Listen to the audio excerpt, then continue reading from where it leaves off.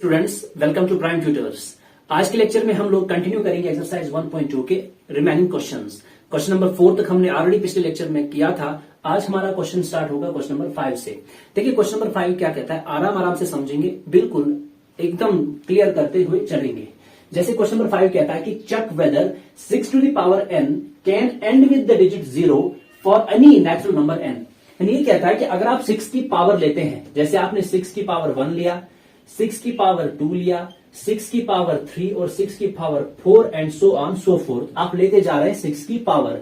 लेकिन पावर में क्या लेना है, n कोई नेचुरल नंबर है नहीं, आप 1 2 3 4 ले सकते हैं।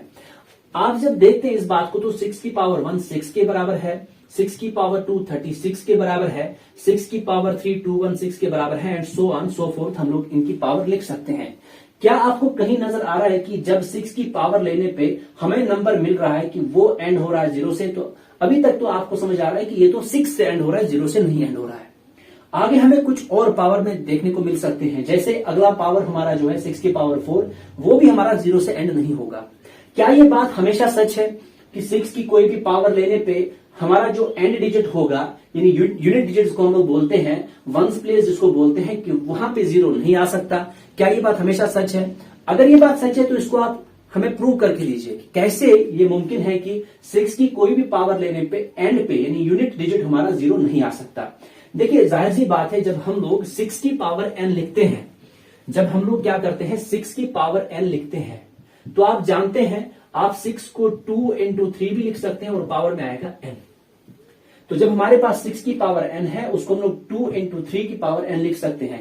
9th में आपने पढ़ा था कि अगर a और b कोई भी नेचुरल नंबर है, a into b whole power n बराबर है a to the power n into b to the power n के। ये बात आपने 9th में सीखी थी। ये कुछ आपने इंडिसेस के रूल्स 9th में सभी पढ़े होंगे। अगर नहीं पढ़े हैं तो 8-10 रूल होते हैं, इन सबको एक बार और देख लेना। तो जब 6 की पावर n को आप 2 into 3 होल पावर n लिख सकते हैं, और इसको हम लोग 2 की पावर n मल्टीप्लाइड बाई 3 की पावर n लिख सकते हैं। क्या आपको ये चीज 6 की प्राइम फैक्टराइजेशन नहीं लग रही है? यानी ये जो है 6 की power n is equal to 2 की पावर n मल्टीप्लाइड बाई 3 की पावर n, ये 6 की पावर n की प्राइम फैक्टराइजेशन ही तो है। क्योंकि आप सब जानते हैं 6 के प्राइम फैक्टर है 2 और 3, और 6 की प्राइम फैक्टराइजेशन है 2 into 3, तो 6 की पावर n की प्राइम फैक्टराइजेशन कितनी होगी? तो आपने कहा 2 की पावर n मल्टीप्लाइड बाई 3 की पावर n, यही होगा। लेकिन यहां पे एक बात याद रखो, कोई भी नंबर जिसके यूनिट प्लेस पे यानी वंस प्लेस पे 0 होगा, जैसे आपने लिखा 100, जैसे आपने लिखा 350, कोई भी नंबर जिसके यूनिट प्लेस पे 0 होगा, जैसे 100 है, 350 है, कुछ भी 20 लिख लीजिए, ये सब वो नंबर है जिनके यूनिट प्लेस पे क्या है? 0 है। ये सभी के सभी नंबर किससे डिविजिबल होते हैं? 10 से। 10 से इनको डिवाइड कर सकते हैं। जाहिर सी बात है, अगर आप 100 को 10 से डिवाइड करोगे तो आंसर कितना आएगा? तो आपने कहा 10। अगर 350 को 10 से डिवाइड करोगे तो आंसर आएगा आपका 35। इसी तरह से हर कोई ऐसा नंबर जिसके यूनिट प्लेस पे 0 होता है वो 10 से डिविजिबल होता है। लेकिन 10 तो खुद 2 से भी डिविजिबल होता है और 5 से भी डिविजिबल होता है। यानी इससे हमें यह बात समझ में आती है, कोई भी नंबर जिसके यूनिट प्लेस पे 0 होगा वो 10 से डिविजिबल होगा। 10 खुद 5 से डिविजिबल है, यानी हम लोग कह सकते हैं कोई भी नंबर जिसके यूनिट प्लेस पे 0 होगा वो हमारा 5 से भी डिविजिबल होगा। अब जो भी कोई नंबर 5 से डिविजिबल है, यानी 5 तो प्राइम है, तो उसकी प्राइम फैक्टराइजेशन में 5 होना चाहिए। जैसे आपने कहा कि 25 5 से डिविजिबल है, प्राइम फैक्टराइजेशन क्या है? 5 स्क्वायर यानी 5 into 5। जैसे आपने कहा 35 5 से डिविजिबल है, तो प्राइम फैक्टराइजेशन क्या है? 5 into 7। तो जो भी नंबर 5 से डिविजिबल है उसकी प्राइम फैक्टराइजेशन में 5 होना चाहिए। तो बताइए 6 की पावर n की प्राइम फैक्टराइजेशन में 5 है, यहां तो सिर्फ 2 है और 3 है, तो 5 नहीं है। तो जब 6 की पावर n की प्राइम फैक्टराइजेशन में 5 ही नहीं है, तो इसका मतलब वो 10 से भी डिविजिबल नहीं है, और जो नंबर 10 से डिविजिबल नहीं है उसकी यूनिट प्लेस पे 0 कहां से आ सकता है? तो इस नंबर जो भी 6 की पावर लेने पे नंबर आएगा, 6 की पावर n लेने पे जो भी नंबर आएगा उसकी यूनिट प्लेस पे कभी 0 नहीं हो सकता। जाहिर सी बात है, क्योंकि उसका प्राइम फैक्टर 5 नहीं मिल रहा है। उम्मीद करता हूं आपको ये चीज समझ में आई होगी, इसके पीछे की कहानी समझ में आई होगी। बाकी अगर आप इसको अच्छे से नोट करना चाहते तो नोट्स में आपको मिल ही जाएगा। ठीक है। अब डियर स्टूडेंट्स, हमारे पास अगला क्वेश्चन है, क्वेश्चन नंबर 7 एक्सरसाइज 1.2 का, जो इसका आखिरी क्वेश्चन है। ध्यान से समझिएगा क्वेश्चन क्या बता रहा है। There is a circular path around a sports field. एक सपोर्ट्स फील्ड है जिसके अराउंड एक सर्कुलर पाथ है।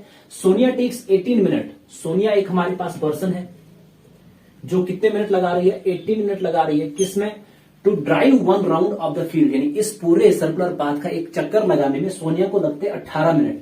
वाइल रवि टेक्स, एक और बंदा है जिसका नाम है रवि शास्त्री, ये कितने मिनट लगा रहा है, 12 मिनट इसको लगते हैं सेम फील्ड के सेम चक्कर लगाने में, एक चक्कर लगाने में।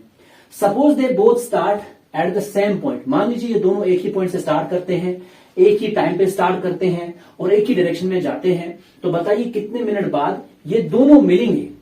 लेकिन यहां पे याद रखना कहा गया है स्टार्टिंग पॉइंट पे मिलना है इनको, कितने टाइम बाद ये स्टार्टिंग पॉइंट पे वापस जाके दोनों मिलेंगे। क्वेश्चन हमें क्या बता रहा है, मान लीजिए ये हमारे पास एक सर्कुलर पाथ है, ये हमारे पास सर्कुलर पाथ है। सर्कुलर पाथ में मान लीजिए यहां पे कोई स्टार्टिंग पॉइंट है, यहां पे हमारे पास दो बंदे हैं, एक है रवि, दूसरा है हमारी सोनिया। ये दोनों एक ही टाइम पे एक ही जगह से चलना शुरू करते हैं, एक ही डायरेक्शन में। सर्कुलर में हमारे पास दो तरह की डायरेक्शन होती है, एक होती है क्लॉकवाइज, एक होती है एंटी क्लॉकवाइज।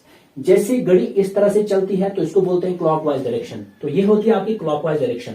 अगर इसके उल्टा हम लोग चले उसको बोलते हैं एंटी क्लॉकवाइज डायरेक्शन। ये एक ही डायरेक्शन में जा रहा है, ऐसा नहीं कि रवि इधर की तरफ जा रहा है और सोनिया इधर की तरफ जा रहे हैं और यहाँ पे आके ये लोग टकराएंगे मिलेंगे, ऐसा नहीं है। दोनों एक जगह पे एक टाइम पे एक ही डायरेक्शन में जा रहे हैं और सोनिया को इस पूरा चक्कर लगाने में, यानी एक पूरा चक्कर लगाने में लगते हैं 18 मिनट, वहीं रवि को ये पूरा चक्कर लगाने में लगते हैं 12 मिनट। तो फिर बता रहा है कि बताइए कितने टाइम बाद इसी स्टार्टिंग पॉइंट पे दोबारा मिलेंगे। मिलने के तो ये मिल ही सकते हैं, जब सोनिया को लग रहे हैं 18 मिनट और रवि को लग रहे हैं 12 मिनट। बात को समझना, टाइम कम लग रहा है तो इसका मतलब उसकी स्पीड होगी ज्यादा। आप तो ये बात जानते हैं ना कि टाइम और स्पीड का इनवर्स रिलेशन होता है। अगर हमारा टाइम ज्यादा लग रहा है तो इसका मतलब हम लोग धीरे चल रहे हैं, हमारी स्पीड है कम।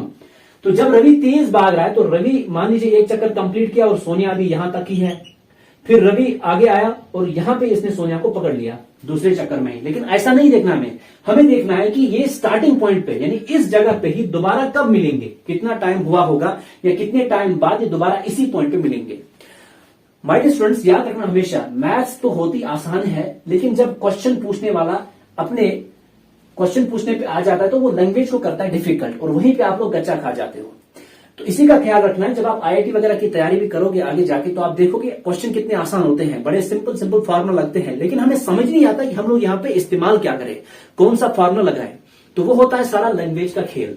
तो लैंग्वेज से कभी घबराना नहीं, एक बार पढ़ने में अगर समझ नहीं आता तो दो बार पढ़ो, दो बार में दूसरी बार पढ़ने में आपको बिल्कुल बहुत सारी चीजें क्वेश्चन के क्लियर हो जाएंगी। तो तीसरी बार पढ़ने पे आपको कंफर्म पता चलेगा कि क्वेश्चन में मुझे करना क्या है। तो जैसे यहां पे इसने कहा कि स्टार्टिंग पॉइंट पे वापस दोबारा मिलने चाहिए लोग, तो इसका मतलब हमें देखना है कि खुद ही देख लीजिए, 18 मिनट में एक राउंड कंप्लीट करेगा और अगले 18 मिनट में ये दूसरा राउंड कंप्लीट करेगा। कौन? सोनिया। और रवि 12 मिनट में एक राउंड कंप्लीट करेगा और दूसरे 12 मिनट में ये दूसरा राउंड कंप्लीट करेगा और फिर 12 मिनट लेगा, तीसरा राउंड कंप्लीट करेगा। तो 36 मिनट लगेंगे रवि को 3 राउंड कंप्लीट करने में, लेकिन वहीं वो 36 मिनट लगेंगे आपकी सोनिया को 2 राउंड कंप्लीट करने में। तो जब 2 राउंड कंप्लीट होंगे वापस इनिशियल पोजीशन पे पहुंच जाएंगे, जब रवि के 3 राउंड कंप्लीट होंगे तो वापस इनिशियल पोजीशन पे पहुंच जाएगा। इसका मतलब ये हुआ कि 36 मिनट बाद ये दोनों इसी इनिशियल पोजीशन पे पहुंच जाएंगे। लेकिन ये 36 मिनट आए कहां से? ये बेसिकली हम लोग ले रहे हैं इन दोनों का एलसीएम। तो इसका आंसर कहां पे है? हमें लेना है एलसीएम 18 और 12 का। आप सब जानते हैं 18 और 12 का एलसीएम कैसे निकालते हैं हम लोग। हम जब 18 की प्राइम फैक्टराइजेशन करेंगे तो 2 9 18, 3 3 हो गया 9। तो आप देख ही रहे हैं कि 18 हमारा आया बराबर 2 इंटू 3 के बराबर, वहीं 12 आएगा बराबर 2 इंटू 3 के बराबर। फिर जब एलसीएम निकालना होता है हम इसकी पावर लिखते हैं, या गया 2 की पावर 2 इंटू 3 की पावर 1, या गया 2 की पावर 1 इंटू 3 की पावर 2। एलसीएम निकालने के लिए हम लोग क्या करते हैं, जो भी कॉमन प्राइम होता है उसकी हम लोग लेते हैं हाईएस्ट पावर। यहाँ पे 2 और 3 दोनों कॉमन है तो इनकी हाईएस्ट पावर्स ली जाएंगी। तो आंसर क्या आएगा? 2 की पावर 2 इंटू 3 की पावर 2, जो कुछ नहीं बल्कि 36 है। तो 36 मिनट बाद ये दोनों वापस जाके इनिशियल पोजीशन पे ही मिल जाएंगे। तो इन 36 मिनट में रवि कंप्लीट करेगा 3 चक्कर, यानी 3 राउंड इस सर्कुलर पाथ के, तो वही सोनिया कंप्लीट करेगी 2 राउंड। ठीक है, तो उम्मीद करता हूं आपको समझ में आया होगा। सो डियर स्टूडेंट्स, हमने एक्सरसाइज 1.2 को भी किया खत्म। अब हमारे पास दो और एक्सरसाइज बची है, एक्सरसाइज 1.3 और एक्सरसाइज 1.4। लेकिन उनमें हमें करना क्या है? आपने क्लास 9th में इरेशनल नंबर को पढ़ा था। जैसे आपने पढ़ा था कि कोई भी जो नंबर होता है उसकी डेसिमल रिप्रेजेंटेशन होती है। तो आपने सीखा था किसी भी नंबर की डेसिमल रिप्रेजेंटेशन होती है। मैं आपको जल्दी जल्दी याद दिला दूं कि आपने देखा था कि डेसिमल रिप्रेजेंटेशन हमारी 4 तरह की हो सकती है। या तो ये टर्मिनेटिंग होगी, या फिर ये टर्मिनेटिंग होगी, अगर टर्मिनेटिंग नहीं है तो फिर नॉन टर्मिनेटिंग होगी, और या फिर ये हमारे पास रिपीटिंग हो सकती है,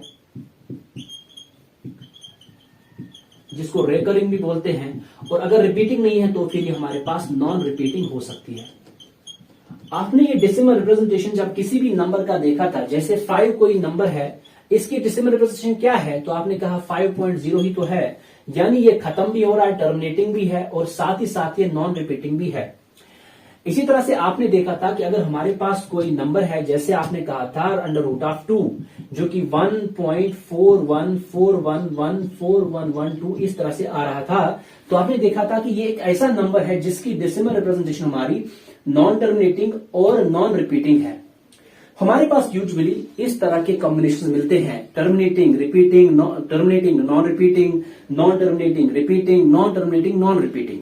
आपने वहां पे याद रखा था 9th में, अगर कोई भी नंबर जिसकी डेसिमल रिप्रेजेंटेशन कैसी हो, नॉन रिपीटिंग और साथ ही साथ नॉन टर्मिनेटिंग, यानी दोनों जगह पे हमारे पास नॉन आना चाहिए, यानी वो ना तो खत्म हो रहा है और ना ही रिपीट हो रहा है। जैसे आपने देखा था √2, आपने √5 को देखा था, या आपने पाई का नाम तो सुना ही होगा, पाई को देखा था 3.1416, या कुछ इस तरह से आता है हमारे पास। तो आपने बहुत सारे ऐसे नंबर देखे थे जिनकी डेसिमल रिप्रेजेंटेशन नॉन रिपीटिंग और नॉन टर्मिनेटिंग थी। उसी नंबर को आपने नाम दिया था इरेशनल नंबर। अगर जल्दी से याद दिला दें हम आपको कि आपने वहां पे सीखा था कि √2 इरेशनल होता है, √3 इरेशनल होता है, √5 इरेशनल होता है, √7 इरेशनल होता है। अगर आपको ये एक पैटर्न नजर आ रहा है कि यहां पे मैं ले क्या रहा हूं स्क्वायर रूट में 2, 3, 5, 7, ये सभी के सभी क्या है? ये सभी के सभी प्राइम्स है। तो इससे हमने एक बात वहां पे याद रखी थी कि जब भी हम लोग किसी भी प्राइम का स्क्वायर रूट लेते हैं तो ये हमेशा कैसा होता है? ये हमेशा होता है इरेशनल नंबर। हाँ भाई, ये हमेशा क्या होता है? इरेशनल नंबर होता है। इस बात की आप गारंटी ले सकते हैं। तो आपने वहां पे 9th में सीखा था कि कैसे किसी इरेशनल नंबर को हम लोग नंबर लाइन पे रिप्रेजेंट करते हैं, क्योंकि इरेशनल नंबर एक रियल नंबर ही है। बिल्कुल इस बैच के शुरू में ही मैंने कहा था रियल नंबर होता क्या है? जो नंबर लाइन पे कहीं ना कहीं उसकी लोकेशन है, बैठा हुआ है। अगर ये √2 इरेशनल है, या किसी भी प्राइम का स्क्वायर रूट ले तो इरेशनल है, तो ये भी नंबर लाइन पे कहीं ना कहीं है। जब ये नंबर लाइन पे कहीं ना कहीं है तो उसको रिप्रेजेंट करो कहां पे है, दिखाओ कहां पे है। तो ये आपने 9th में सीखा था। लेकिन यहां पे आप एक्सरसाइज 1.4 और 1.3 में क्या करेंगे? आप इनको प्रूव करेंगे कि हाँ ये इरेशनल होते हैं। तो इरेशनल को रिविजिट करने का मकसद यहां पे है, हम लोग प्रूफ करेंगे, और हम लोग कुछ थ्योरम्स भी पढ़ेंगे। आने वाले लेक्चर में हम लोग कुछ थ्योरम्स भी पढ़ेंगे और इन एक्सरसाइज को करेंगे खत्म। तो उम्मीद करता हूं आपको फिर से याद आ गया होगा कि रैशनल इरेशनल क्या होता था, डेसिमल रिप्रेजेंटेशन क्या होती थी, और किसी भी प्राइम का स्क्वायर रूट कैसे इरेशनल होता था, और उसको कैसे हम लोग नंबर लाइन पे रिप्रेजेंट करते थे। इसी तरह से हम लोग आगे और भी चीजें कवर करेंगे। एक्सरसाइज 1.3 और 1.4 में भी अगले लेक्चर में खत्म हो जाएंगी। कुछ और थ्योरम्स भी है, उनको भी कवर करेंगे, और फिर अपने नेक्स्ट लेक्चर पे यानी नेक्स्ट चैप्टर पे जाएंगे। आज के लिए इतना ही। Take care, bye bye.